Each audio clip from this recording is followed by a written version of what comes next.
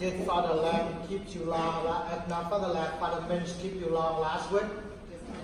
Just on time? He would never ever come back because I asked him to keep you guys for an hour and a half. Yeah, I asked him to preach long. So this week when I come back and when I do shorter, it would make me look good. But he didn't do that. But anyway, as you know, every of my homilies in the last 2 months, I always ask what happened the week before. You know, try the continuation. I wouldn't ask you what Father Minch preached because I couldn't know what he preached. You could lie to me, and that's a sin. So I'm going to ask you what happened in the Bible in the reading last week. Last week, for the first and the only time ever from the Gospel of Mark or any other Gospel, we hear that Jesus actually talked to a rich young man. And that's the only time ever he ever asked a person to sell everything to give. And he was flatly turned down. And after that, Jesus never ever asked another person to do that. Why? I don't know. The young man left. But the story continued with Jesus talking to the apostles. And Peter rose his voice and he asked, so who would get? You know, we give up everything. What would we get? What was Jesus' response? I tell you, if you give up and you follow me, you would get how many times more? 100 times more. Thank you. You've got to be a Baptist. Yeah, you got to be. As a convert, who knows the Bible, you know? So yes, you got to get 100 times more. This week, I'm going to learn to be James and John. I'm not going to ask for 100 times more. I'm going to ask for 1.6 billion times more. If I'm going to ask, what the hell, right? And let me be honest, don't let the bishop know this. But if I get that, we build the church. I mean, whether he signs it or not, I just build it on my own and I contribute to the church. You see what I'm trying to say? I could sign the ownership over after the completion of the building. But anyway, so that's what Jesus said last week. And it's come to today's reading. Yeah, well, you guys really, some of you really don't know what I'm talking about, $1.6 billion. What's that?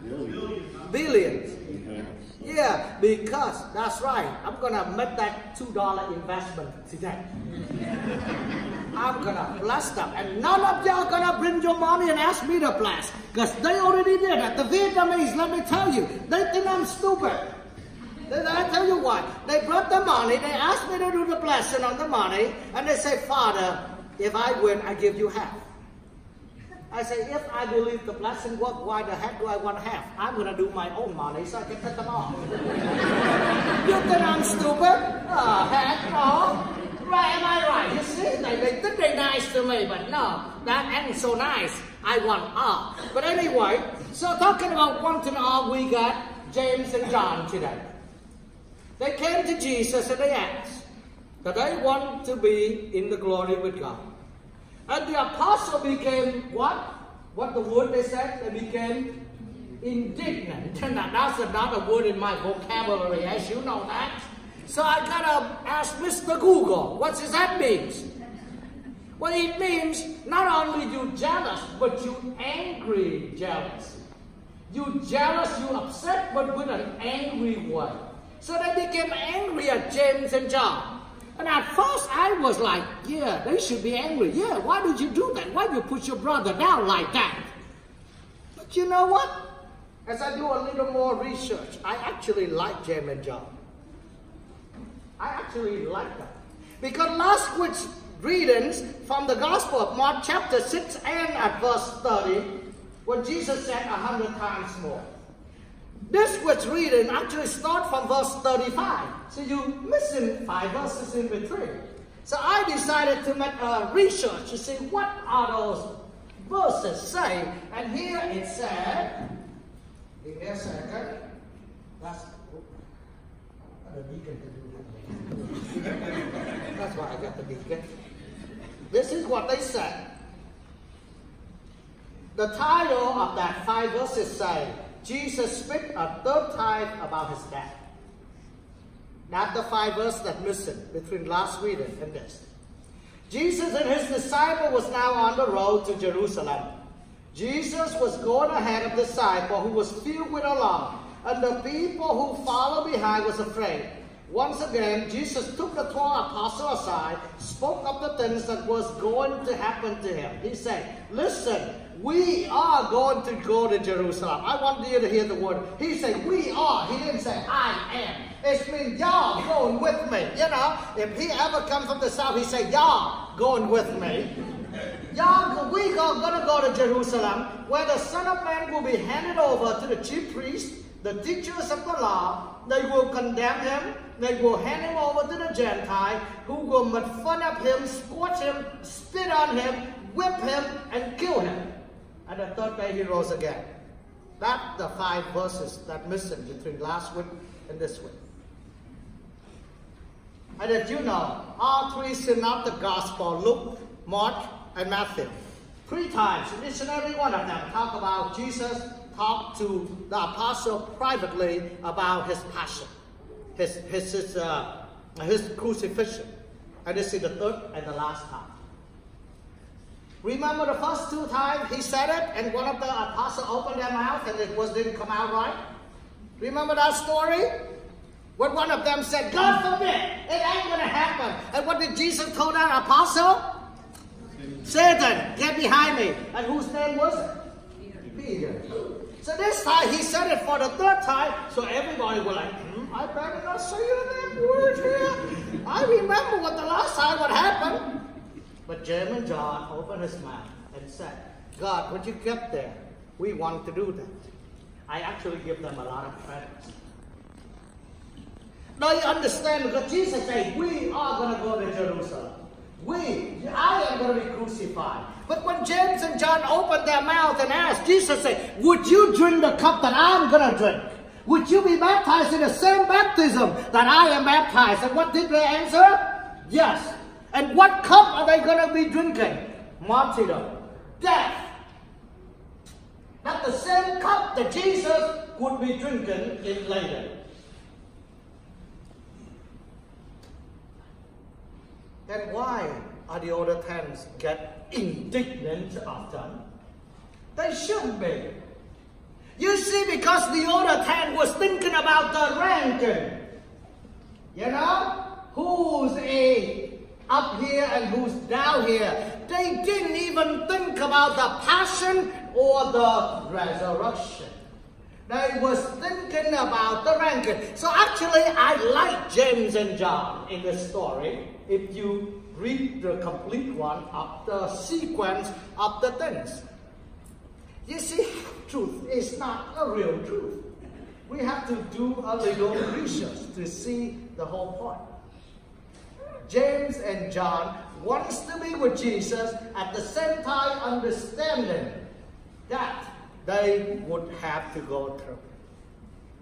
And if you look at Jesus' response, I love him. I mean, his response was perfect. I mean, no wonder why he's God. I mean, he said this. He said, drink, you're going to drink.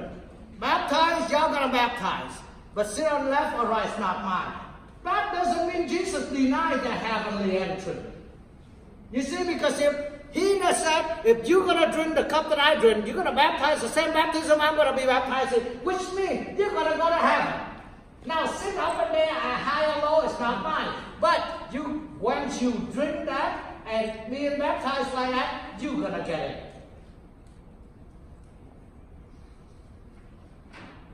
And the 10 became indignant at them. I think 2 of them should be indignant at the 10 for questioning that. Now, after this, you probably be convinced like me, we should reverse. The indignant who would have taught who. I admire them a lot for being able to speak that, to accept that. Remember a few weeks ago we talked about the moment that God most pleased with you, and it's going to be the wonderful moment. But ask James and John back then, what about us today? How often you and I don't know about you, but I know about me, I became indignant of others. Quite a lot. Sometimes a little gift. For example, I love to play the guitar. I don't know how many guitars I have. I broke myself. Literally, because I got so frustrated, so I used the guitar. Instead of playing the guitar, I used the guitar to play with other things. I became indignant at others who's good at that.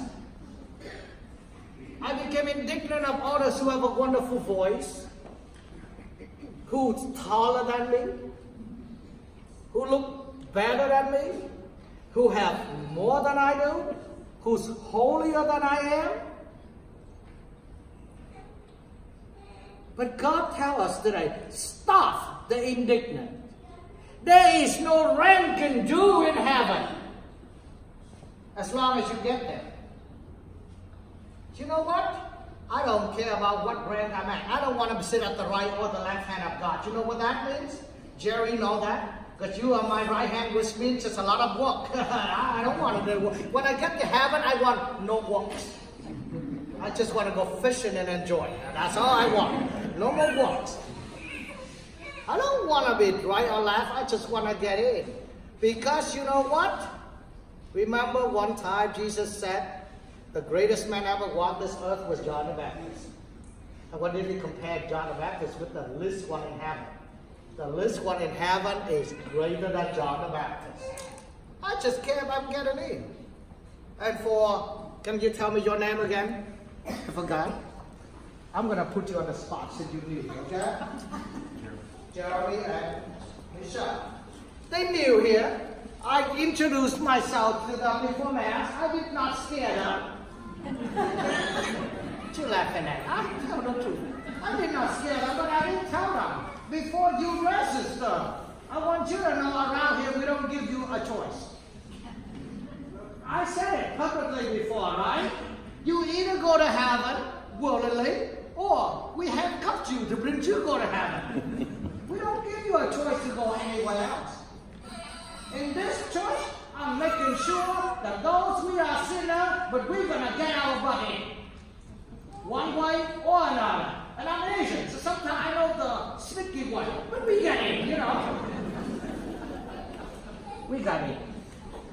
That's your way and my way. We're going to cry if we have to. We're going to be spit on the same way Jesus was spit on. Being scorched, being beat up, being what is all those verbs. Do you remember that? All those things we're going to get. But we going to get in. And I think it's also a good way. If we want to get in, then we need to avoid doing to others what they did to Jesus. Scorch, spit, what is that? Beat up. All those words. Crucify. We need to reduce the violence. I wouldn't say don't do that, but reduce the violence. Stop doing it to others. Because, as I said, we are here together, and we're going to get in there together.